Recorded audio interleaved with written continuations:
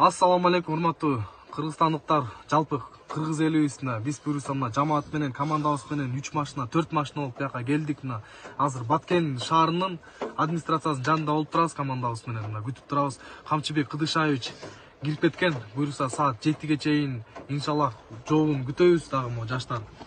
Анан жалпы кыргызстандыктарга мына ушундай кандай жүрөктөн чыккан сөздөр да мына жан кашайган сөздөр мына айта кетсем, мына биринчиден баштасак, мына кыргыздар акыркы маалда митингдин артынан митинг кылып эле, эч бир жашообузга шүгүр кылбай эле, мына өзүбүздүн мындай бийликке болгондой сыйырматыбызды көрсөтпөй, мындай шүгүр кылбагалдык да.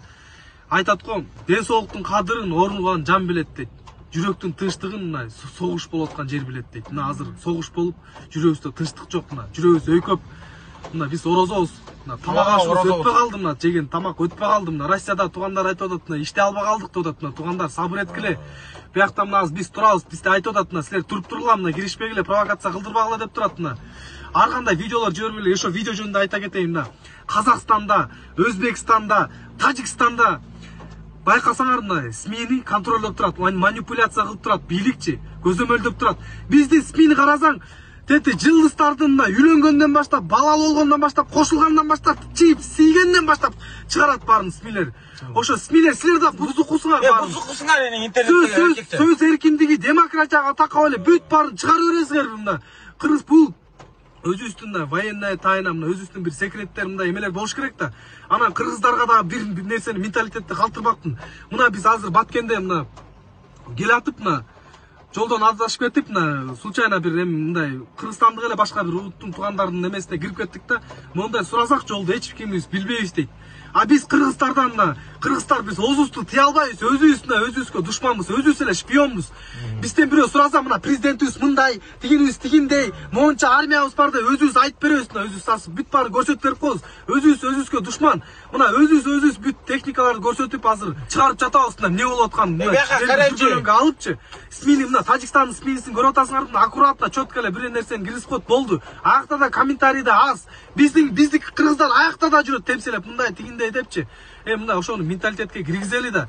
Анан биз ачуубуз мына азыр мына Бишкекте мына бияктан жүрөгүбүз ортуп, бизче тиякта эмес, биякта жүрөк ооруп атат. Ак үйдү базып, муну кетсин, тигини кетсин деп атат. Чыккынчы болбогула, мына өлгөнгө көмгөн кылбагыла. Могу жерде канча эл, канча жаш үмүттөнүп турабыз ошо. Бияк серьезный болот. Бийлик мындай өтө серьезный сүйлөшүп атат. Анан аяк барып ак үйдү алам, мана баягы деп башы бир байлай кылып атасыңар. Керек жок, талап беле. Байка келгиле кыйынсыз. Биздин биякта талап деле ошо болуп атат, мына талапты талашпайбыз, мына чечип бергиле, кандай болсо дагы мына могу жерде мына турабыз биз да күтүп.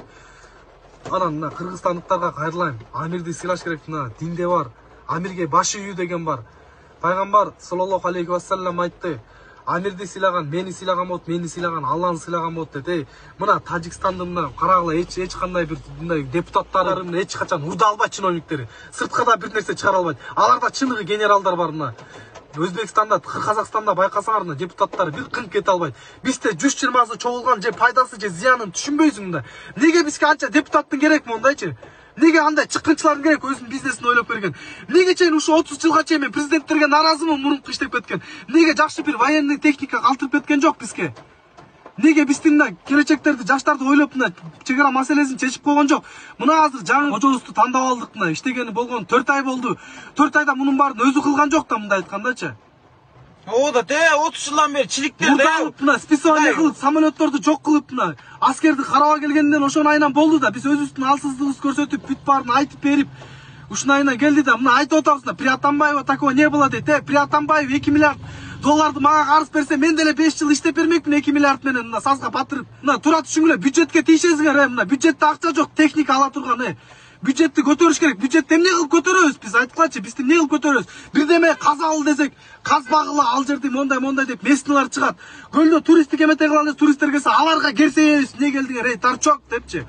Кайсы жагынан эметебиз, кайсы жагынан казино деп, мына казинону мен деле арам деп билем, халал дебейм мен. Бирок айла жоктон ошо бюджет кетиришин ошону таап атат. Айла жоктон, бюджеттин жоктугунан, эгер бюджет болуп турса, военный аскер алып, муну жакшылап жолдорду салып бербейбиз, зарплата көтөрүп. Бирок бюджет жок, минус 5 миллиард доллар карыз болуп атсак, кантип мындай элди эметебиз? Бюджетти кантип көтөрөбүз?